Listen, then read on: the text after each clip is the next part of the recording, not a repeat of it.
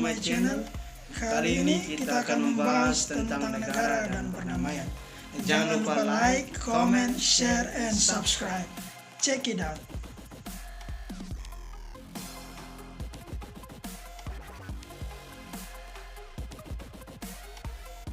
Apabila pemikiran Hegel yang kemudian diadopsi oleh Karl Marx mengenai kekuasaan negara ialah mutlak dan perlawanan terhadapnya adalah amoral, maka filsafat Kristiani justru melihatnya secara berbeda. Mereka menganggap kekuasaan negara ialah sebagai pelayan untuk pencapaian dalam hal kesejahteraan bersama.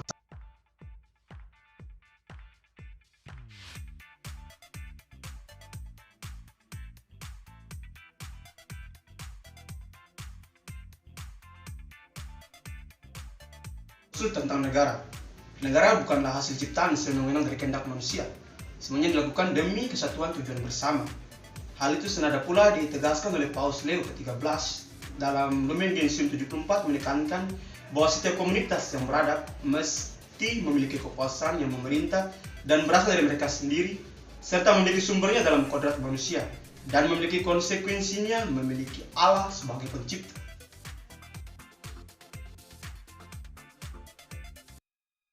Segala macam bentuk pemerintahan, baik aristokrasi, monarki, ataupun demokrasi dan lain-lain, ataupun para pemimpin negara, memperoleh kewenangan mereka berasal dari rakyat.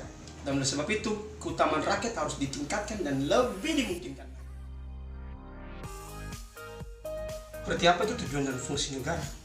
Tujuan negara adalah mewujudkan kesejahteraan umum, politik, dan menyeluruh. Seperti menyangkut penegakan keadilan dan ketertiban, kemudian pengamanan gejolak dalam negeri, tapi yang paling terpenting ialah menyangkut bagaimana bisa menyejahterakan rakyat.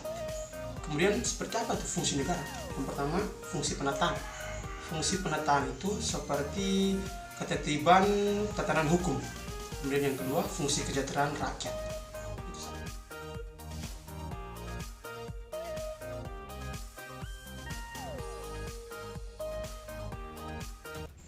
Hakikat kekuasaan politik.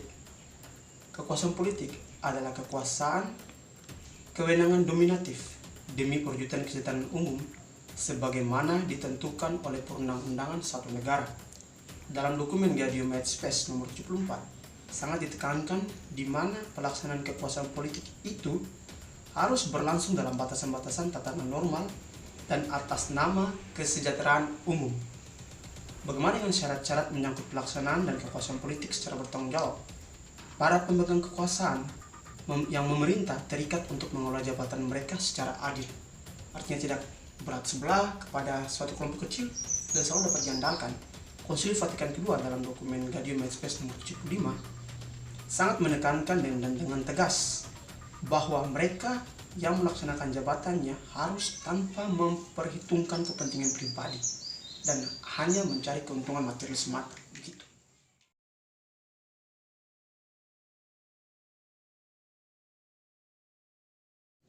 Tugas-tugas dan kewajiban moral kekuasaan negara. Yang pertama, registrasi dan pelaksanaan keadilan. Kriteria mendasar dari setiap hukum adalah kesejahteraan umum. Sedangkan sistem peradilan bertujuan untuk menegakkan hukum dan melawan ketidakadilan, namun juga memberikan kepada para warga negara wawasan yang tepat menyangkut hak-hak dan kewajiban mereka. 2. Memajukan kesejahteraan sosial ekonomi. Tugas ini mencangkup kepedulian terhadap pertumbuhan kebijakan sosial, kondisi kesehatan dan gizi, dan pada masa sekarang ini adalah bagaimana keprihatinan negara terhadap takaran-takaran ekologis yang kian mendesak. Yang ketiga, melindungi dan memajukan nilai-nilai budaya dan moral. Fungsi kultural negara mencangkup pendidikan dan pengajaran, dan fungsi negara dalam bidang kebudayaan adalah melindungi nilai budaya dari setiap ancaman penyalahgunaan dan penindasan.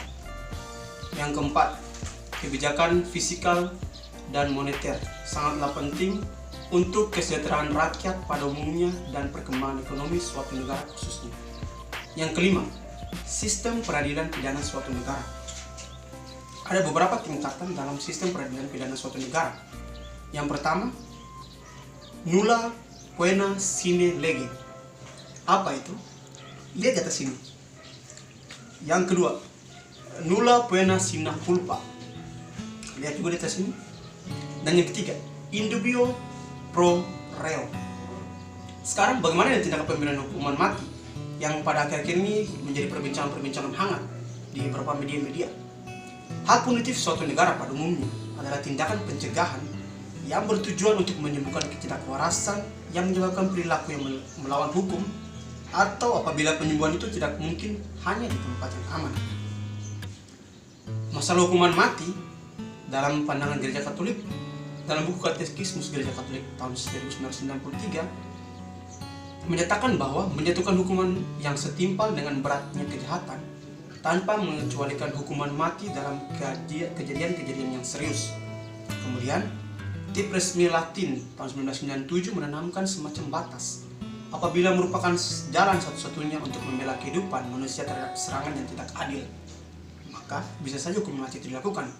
Kemudian Paus Yohanes kedua dalam ensiklik Evangelium Vitae dalam tahun 1965 melihat bahwa hukuman mati hanya untuk kasus-kasus yang sangat berat, di mana tidak ada kemungkinan lain lagi untuk melindungi masyarakat. Kasus-kasus seperti itu dewasa ini sudah sangat jarang, atau praktis mungkin sudah tidak ada lagi, tapi masih saja dilakukan oleh beberapa negara-negara besar yang mungkin menganggap perilaku kejahatan tertentu bisa ditolong ataupun dihapuskan pada suatu undang-undang tertentu. Equal menegakkan perdamaian. Perdamaian lazimnya dipahami sebagai tiada perang, tindak kekerasan, dan teror. Itu pengertian perdamaian dalam arti negatif. Perdamaian juga dipahami sebagai kesentosaan oleh adanya suatu tatanan kemerdekaan yang adil dan dinamis. Itu pengertian perdamaian secara positif. Tapi inti titik dari perdamaian yang mau ditekankan adalah tentang hak-hak asasi manusia yang harus dipertahankan, diperjuangkan. Itu inti titik dan penting yang mau ditekankan dalam perdamaian itu sendiri. Perdamaian mesti lahir dari kepercayaan timbal balik di antara bangsa-bangsa dan tumbuh karena buah-buah kehendak akan keadilan serta cinta kasih persaudaraan yang lebih besar lagi. Artinya bahwa cinta kasih di atas segala-galanya, di atas kepentingan politik tertentu antara suatu negara ataupun suatu bangsa-bangsa yang lain. Kemudian menyangkut pertahanan nasional. Ada dua hal menyangkut pertahanan nasional. Yang pertama tentang hak dasar untuk melindungi diri dari perang, ius ad bellum, dan yang kedua tentang serangan-serangan yang diperbolehkan dalam perang, tentang membela diri dalam perang, ius ad bellum. Bahwa menurut Konsili Vatikan kedua dalam Gaudium et Spes nomor 79 ditandaskan bahwa para negarawan dan siapa saja yang ikut memikul tanggung jawab atas negara bertugas memperjuangkan keselamatan rakyat yang dipercayakan kepada mereka selama ada bahaya perang.